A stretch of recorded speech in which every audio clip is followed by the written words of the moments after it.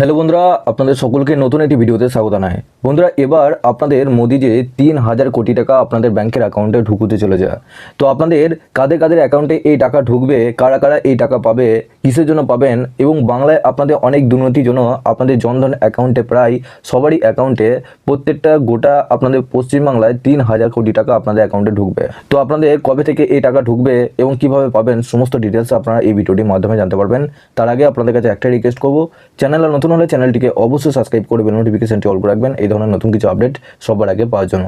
আর যারা আগে থেকে সাবস্ক্রাইব করে গেছেন তাদেরকে অসংখ্য ধন্যবাদ। তো চলুন মধ্যে ভিডিওটি শুরু করা যাক। তো এখানে দেখুন আপনাদের বলা হয়েছে নরেন্দ্র মোদী কথা রাখলেন। মোদী বাংলার দুর্নীতি কোটি কোটি টাকা ফেরত দিচ্ছে ইডি।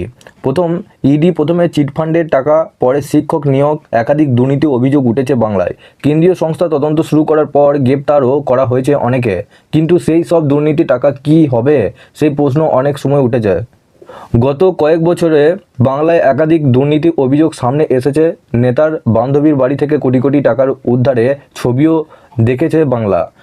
সেই সব টাকা ফেরত দেওয়া হবে। লোকসভা নির্বাচনের আগে বাংলায় এসে এমনই প্রতিশ্রুতি দিয়েছিলেন প্রধানমন্ত্রী নরেন্দ্র মোদী। ভোট মিটে যাওয়ার 3 মাসের মধ্যেই সেই কথা রাখলেন মোদী। টাকা ফেরাতে শুরু করলো কেন্দ্রীয় সংস্থা এনফোর্সমেন্ট ডিরেক্টরেট। লোকসভা ভোটের প্রচারে একাধিকবার বাংলায় এসেছিলেন মোদী। সেই প্রচার সভা থেকেই টাকা ফেরানোর প্রতিশ্রুতি দিয়েছিলেন। তিনি বলেছিলেন, এতদিন পর্যন্ত আবাস যোজনা সহ বিভিন্ন দুর্নীতির তদন্তে এনফোর্সমেন্ট ডিরেক্টরেট প্রায় 3,000 কোটি টাকা বাজেয়াপ্ত করেছে। এই টাকা বাংলার মানুষের হাতে কিভাবে ফিরিয়ে দেওয়া যায় তারই আইনি উপায় খুঁজেছি আমরা। ক্ষমতায় ফিরলে আইনি উপায়ে বাংলার মানুষকে সেই 3,000 কোটি টাকা ফিরিয়ে দেওয়া হবে। রাজ্য দুর্নীতি টাকা ফেরানোর কাজ শুরু হয়ে গেছে বলে ইডি সূত্রে খবর। বৃহস্পতিবারই রোজ ভ্যালি মামলায় বাজেয়াপ্ত করা 19.5 কোটি টাকা ফেরালো ইডি, এবং আমানতকারীদের টাকা ফেরত দেওয়ার জন্য প্রথম ধাপ হিসেবে এই টাকা তুলে দেওয়া হলো বিশেষ কমিটির হাতে। টাকা ফেরত দেওয়ার জন্য অবসরপ্রাপ্ত বিচারপতিকে মাথায় রেখে আগেই এই কমিটি তৈরি করা হয়েছিল। তারই এবার আমানতকারীদের ফেরত দেবে ওই টাকা। বৃহস্পতিবার 5 নম্বর ম্যাঙ্গো লেনে ইডি আধিকারিকরা যান। আদালতের নির্ধারিত ইডিসির সঙ্গে বৈঠক করেন তারা।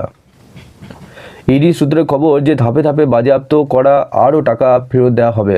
আমানতকারীরা বৈধ কাগজ দেখালে তাদের টাকা দেওয়া হবে বলে জানা গেছে।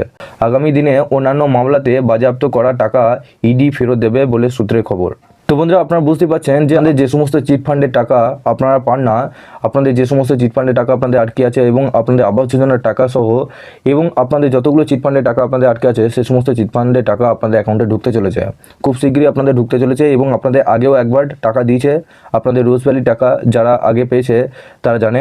তো আগে আপনাদের 19.5 কোটি টাকা আপনাদের ছেড়েছিল ইডি তরফ থেকে আপনাদের এই টাকা উদ্ধার করা হচ্ছে। তো আপনাদের এই নিয়ে আরও আপডেট এলে আপনারা এই চ্যানেলের মাধ্যমে অবশ্যই জানতে পারবেন, এবং আপনারা অবশ্যই পারলে নিচে ডেসক্রিপশনে আমাদের হোয়াটসঅ্যাপ গ্রুপ এবং টেলিগ্রাম গ্রুপের সাথে যুক্ত হয়ে যাবেন। ওখান থেকে সবার আগে আপডেট এবং লিঙ্ক পেয়ে যাবেন। সবার শেষে আপনাদের কাছে একটা রিকোয়েস্ট করবো, চ্যানেলে নতুন হলে চ্যানেলটিকে অবশ্যই সাবস্ক্রাইব করে বেল নোটিফিকেশনটি অল করে রাখবেন এই ধরনের নতুন কিছু আপডেট সবার আগে পাওয়ার জন্য। আর যারা আগে থেকে সাবস্ক্রাইব করে গেছেন তাদেরকে অসংখ্য ধন্যবাদ। তো চলুন বন্ধুরা, পরের ভিডিওতে দেখা হচ্ছে এরকমই নতুন কিছু আপডেট নিয়ে।